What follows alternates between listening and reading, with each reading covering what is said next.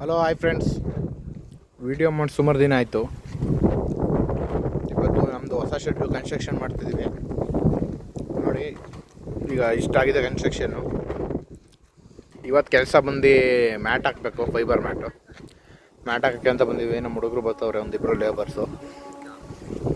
Shed ಹೆಂಗಿದೆ ಅಂತ comment ಮಾಡಿಸಿ ಫ್ರೆಂಡ್ಸ್. ನೋಡಿ ಫ್ರೆಂಡ್ಸ್, ಶೆಡ್ಡು ಯಾವ ಥರ ಹೈಟು, ನೆಲದಿಂದ ಹೈಟು ಮೇಲಕ್ಕೆ 12 ಅಡಿ ಇದೆ.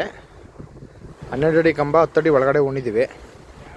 ಚಾನಲ್ಲು ಅದರ ಮೇಲೆ ಮತ್ತೆ ಚಾನಲ್ಲು ಸೇರಿ 1.5 ಅಡಿ ಹೈಟ್ ಬಂದಿದೆ. ತಳಗಡೆ ಟ್ಯಾಕ್ರು ಗೀಕ್ರು ನಿಲ್ಸೋಕ್ಕೆ ಸ್ಪೇಸ್ ಇರಲಿ ಅಂತ ಇಷ್ಟು ಹೈಟ್ ಬಿಟ್ಟಿದ್ದೀವಿ. ಈಗ ನೋಡಿ, ಅಲ್ಲಿ ಕಾಲುಸಿ ಮ್ಯಾಟ್ ಹಾಕಿದ್ದೀವಿ. ಇನ್ನು ಮಿಕ್ಕಿರೋದು ಫುಲ್ಲು ಹಾಕಬೇಕು ಮ್ಯಾಟು. ಇವಾಗ ನೋಡಿ, ನಮ್ಮ ಹಳೆ ಶೆಡ್ಗಳಲ್ಲಿ ಕಾಣುತ್ತೆ. ಹಳೆ ಶೆಡ್ಡು ಮಾಡಿ ಒಂದು 5 ವರ್ಷ ಆಯಿತು. 5 ವರ್ಷ ಕಷ್ಟಪಟ್ಟು ಈ ವರ್ಷ ಈ ರೇಂಜಿಗೆ ಶೆಡ್ ಮಾಡ್ತಾಯಿದ್ದೀವಿ. ಯಾವತ್ತೂ ಯಾರೇ ಆಗಲಿ ಹೊಸ್ದಾಗಿ ಮಾಡ್ಬೇಕಾದ್ರೆ 4-5 ತಂದು ಸ್ಟಾರ್ಟಿಂಗ್ ಒಂದು 10 ಇಲ್ಲಿಂದ ಸಾಕಿ ಆಮೇಲೆ ಆದರೆ ಮಾಡಿ. ಸ್ಟಾರ್ಟಿಂಗ್ ಯಾರು ಹಿಂಗೆ ದೊಡ್ಡದಾಗಿ ಮಾಡೋಕ್ಕೆ ಹೋಗ್ಬೇಡಿ ಯಾರು. ತುಂಬ ಜನ ಈಗ ನ್ಯೂ ಕಮರ್ಸು ಇದೇ ಥರ ದೊಡ್ಡ ಶೆಡ್ ಮಾಡಿ ಒಂದೊಂದು ಸ್ವಲ್ಪ ದಿವಸ ಮಾಡಿ ಆಳ್ಬಿಟ್ಟು ಹೋಗ್ತಿದ್ದಾರೆ, ಹೊಸ್ದಾಗಿ ಬಂದು ಲಾಸ್ ಆಯಿತು ಅಂತ. ಇದ್ರ ಬಗ್ಗೆ ತಿಳ್ಕೊಬೇಕು. ಫಸ್ಟು ತಿಳ್ಕೊಂಡು ಲೋಕಲಲ್ಲಿ ಯಾರ 1-2-3 ಫಾರಮ್ ಮಾಡಿ ತಿಳ್ಕೊಂಡು ಆಮೇಲೆ ಈ ಕೆಲಸಕ್ಕೆ ಕೈ ಹಾಕಬೇಕು.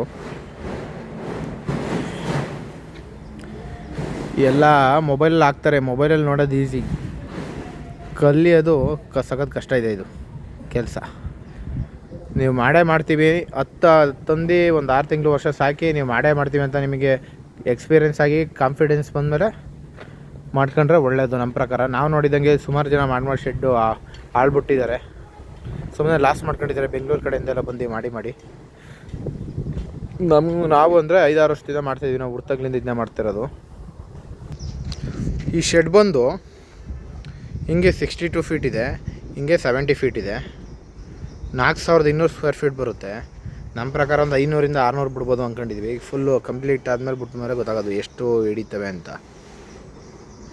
ಇದೇ ಥರ ಇನ್ಫಾರ್ಮೇಷನ್ ಬೇಕು ಅಂದರೆ Yashu Das sheep and goat farm YouTube channel subscribe ಮಾಡ್ಕೊಳ್ಳಿ. ನಿಮಗೆ ಏನಾರು ಡೌಟ್ ಇದ್ದರೆ ಕಮೆಂಟ್ ಮಾಡಿ. ಮ್ಯಾಟು ಮತ್ತು ಶೆಡ್ಡಿಗೆ ಟೋಟಲ್ ಕಾಸ್ಟು ಎಷ್ಟು ರೇಟ್ ಬಿತ್ತು ಅಂತ ನೆಕ್ಸ್ಟ್ ವೀಡಿಯೋದಲ್ಲಿ ತಿಳಿಸ್ಕೊಡ್ತೀನಿ.